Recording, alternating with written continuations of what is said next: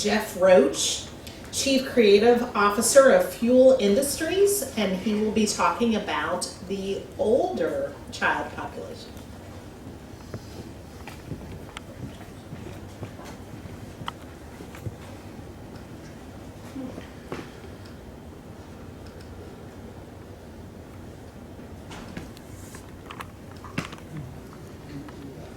So we look at older kids, so I'm looking at, once you hit 8, 9, 10, 12, your tweens, your middle school kids, your tweens, your teens, what's social media like for that group? How are they connecting, and how is it different from the younger children? And I always like to start to sort of understand the why behind it. Like, we know that kids use Snapchat, or we know that Instagram is really popular, but sort of like, why? Where are they coming from? What's that from? Of course, I like to start thinking about the generation before them. Right, millennials and millennials are Gen Y. And I think the pinnacle of our research, the pinnacle of what we understand about millennials was this article from Time magazine in 2013 that called them the me generation. Millennials are lazy, entitled narcissists who still live with their parents. So whether this is right or not about that generation, I think what's really interesting is it kind of begs a question about what does this next generation mean? What are our 12-year-olds like, and how are they different from the generation before them? And I love to use this as an example about how different they really are. And Logan LaPlante was 13 years old at the time when he did this TED Talk called Hack Schooling Makes Me Happy, which has had over 7 million views, one of the biggest TED Talks ever recorded and viewed online. And Logan went to his parents and said, I don't want to go to school. I don't want to do school the way we normally do school. And he built a case of support for doing school completely differently in a way that he called not homeschooling, but hack schooling. Because he wanted to do the minimum number of hours a day he had to do for school so he could get the maximum amount of time on his skis and snowboard on the hill in Denver. This is the generation we're talking about. We have, when we look at sort of all the research and all the things about this sort of like Generation Z or whatever we call this next generation, and there's certainly, again, how are they different from millennials or the generation before you, and how does that impact their social choices? There's kind of 3 key themes that so far we've been seeing that we lump sort of all that different research into. And those themes are future realists, what we call laterally wired, and this we first generation.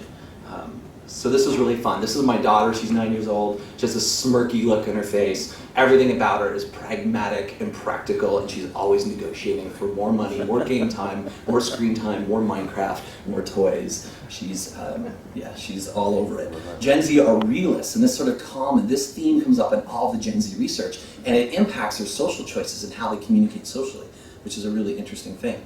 Why are they realists? Well, they grew up in the Great Recession. They grew up after the Great Recession, right? After 2008, everything crumbled for America and around the world. Unemployment is down. They're in a different generation. In fact, it's said that this generation of kids today, even our teens right now, have more in common with their grandparents. Those boomers who grew up post-war have more in common sort of psychographically with them than they potentially even do with their Gen X parents, which is really interesting. So this sort of dystopian worldview, as a Gen Xer, I grew up with a culture that was like the movie Singles and Reality Bites and the sort of slacker attitude to the world, and our culture was all about that, right? Our kids are growing up in the world of the Hunger Games and Divergent, right? It's a dystopian worldview for these kids, and it gives them sort of this different approach to how they view the world in a very realistic way. Like I said, we're going to look at how it sort of impacts their social choices. Teens think about money in a really practical and pragmatic way, which is really interesting. They save money, they think about saving money, they use apps to track their money, they learn about money very early on. It's very different than the generations before them. It really speaks to that sort of realistic worldview. This quote from a recent Gen X study said, if Gen X are anti-authority, highly individualistic, myself, and millennials are confident digital thinkers who are needy with a sense of entitlement, then Gen Z are realistic, creative, and hyper-connected. Their realism is a defining aspect of their generation. So the other key theme we like to look at is something we call laterally wired. And this is, I think, one of the most exciting themes about Gen Z and about how they connect with each other, how they communicate, how they do things. This is the collaboration generation. This generation is growing up in a classroom and in an online atmosphere where they're all connected, they're working together, they have teamwork. This is a group of kids who in middle school, right, have a 3D printer in the classroom. They have a STEM education class, and they have, Autodesk, like Maya 3D software on the computers, and they're building bridges in 3D and printing them out on 3D printers. When I was a kid, we had popsicle sticks, So this is a very different worldview that these kids are bringing up in, and it's really, really cool. These kids are visual communicators, right? If the millennials were all about text messaging, Gen Z and kids today are all about speaking in pictures. We're back to like pictures on caves, right? That's how these kids talk, and it's great. Emoji alphabets and icon stickers replace like text with pictures. Very visual communicators. I love this text string. Dude, let's rob a bank. So that's a know that. The entire story unfolds that way. This is a group who think in 4D, right? Like our 6-year-olds, our 8-year-olds, or 10-year-olds, right? They have their own GoPro cameras. They're actually the 4D GoPro cameras. They, I've been in focus groups with 8-year-olds who tell me, I can't wait to get an Oculus Rift. Like, these kids know about this technology, they've tried it, they've used it, they're growing up in this world which is multi-dimensional to them. They know there's a digital layer on the physical world, they know what augmented reality is, they know what virtual reality is, and they live in this world. We did some research for a toy gun where essentially the research was just looking at all the YouTube videos of all the kids who'd mounted their GoPro cameras to these toy guns, right? And we could actually see their point of views that use them on YouTube. This is the generation of makers, entrepreneurs, and hackers, and that's really exciting. The fact that these kids at this young an age, and again, you think about our 10-year-olds and our 12-year-olds as they're getting older, right? They're moving out of toys at an incredibly young age, and they're moving into sort of electronics and using Arduino boards to create new things, and it's really exciting. And it impacts the way they work together and the way they communicate in a social way as well. And then that last theme we like to look at is what we call We First, the fact that they're collaborative and very diverse. And of course, there's a lot of talk. Some people have called a generation like the plurals, or they've used terms to sort of say this is the most multiracial generation that we've ever seen, at least in America. And so that's really interesting. And the stats sort of support that. Kids are growing up in a very different environment. What I really love is more on the digital side, is the fact that 25% of tweens are friends on Instagram with someone from another country, right? They're connecting with each other, and social channels more about like their fandom, the thing that they love together, and they're finding people all over the world to talk to and connect to on that, and that's just really cool. And that really speaks to how they talk socially.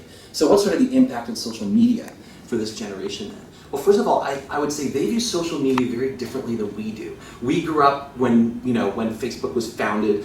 Many of us here had MySpace accounts, hacked backgrounds, and we grew up like with this idea, social media is a channel that Facebook or MySpace gives to me for me to connect with friends and communicate in that way. It's a news feed, it's posts, right? This is the way we view the word social media, and I think we have to think about kids and social in a totally different way. First of all, Facebook to them is where grandma's on, and they, they don't think of it necessarily in that way. For them, social media is any one of these sort of connected opportunities, these connected digital products that connects them in their interest and with other people with the same interests. So it's very different. Here, Thomas Suarez, another TED Talk kid at the age of 12, went on to win a Digital Innovation Award at Tribeca Film Festival for his 3D printer called the Orb, which prints 10 times faster than any other 3D printer on the market. He completely disrupted the 3D printing category, which is a couple years old,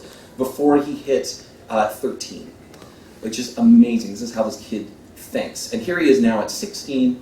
That's his LinkedIn profile. That's his Twitter account with his more followers than I have. Social media, because you think about the background about what these kids have grown up in and sort of that context of those three themes, well, it kind of makes sense about how that impacts their social media preferences, right? They love Instagram. Instagram's number one. Instagram is the key social media platform for them because it's visual, because it's emoji-oriented, right? Because it's all about creating art or putting your artwork there, doing photos. It's about creativity and making, right? So you can sort of see how it really ties into who they are as creators and makers. Well, that channel is designed for that. Facebook's not at all, right? So for Facebook, for them, is seeing huge decline as our 8, 9, 10, 11-year-olds. Of course, they're not supposed to be on any of these channels until they hit 13. Of course, they all are, right? As soon as they hit 8 or 9, right, they are on Instagram in giant numbers. And of course, Snapchat, you see Snapchat exploding. And well, why Snapchat? because that's about sort of the immediate, like, visual connection, the immediate way to do something funny, something fun with your close net of friends. It's not felt that it's like has broadcast as much. And this is the thing about social with this group. We grew up with social and the idea of like, oh, I broadcast this piece of information about me to my 300 friends, 600 friends. I broadcast this to my large community. Well, for kids, they think about social at a little bit more micro level, right? For Snapchat, it's about social that's about me and my 10 friends or my maybe 30, 40 friends, my group of people who love this particular moment, or we share this particular fandom, or we're all fans of a particular brand, or whatever it is. It's a little bit more micro. And they think of that in a different way. I've read some research and focus group quotes where kids talk about the difference between Instagram and Snapchat. And they talk about how they have to think a little bit harder about their Instagram post, think about it living there longer, think about what it means to say about them, and they like Snapchat because they don't have to think about that. They can just blast whatever it is they want. Highly, highly visual. Here's a 7th grader's hit.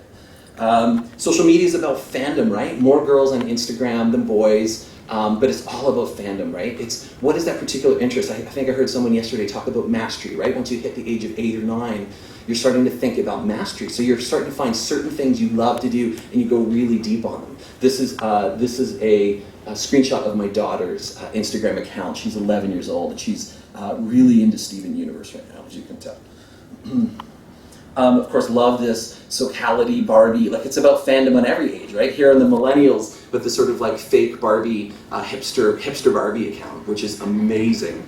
And lastly, I think the very last thing that is so critical, again, when we think about social, maybe in our minds it's Facebook or the way we do news feeds, and we got to think about it differently for this generation. At 8, 9, 10, 11, 12, video is social. Video is huge, right? Twitch is 100 million viewers a month watching other kids play video games, right? And you're commenting 100 million a month watching other kids play video games, or broadcasting yourself playing video games. And you're chatting and that, and you're leaving comments, right? And you're really involved. I has Cupquake. This is Cupquake from LA. And she's this amazing YouTuber who, plays Minecraft and Sims and other video games. And, she posts a video about her playing Five Nights at Freddy's, and she gets 500,000 views within a day. And this is social for kids. They're on YouTube, they're commenting, they have their own YouTube channels. All my daughter wanted for her 9th birthday was her own YouTube channel. And that to her was social. So that's it for the older kids. Think about those themes, and think about how they're acting differently, and think about social in a whole new way.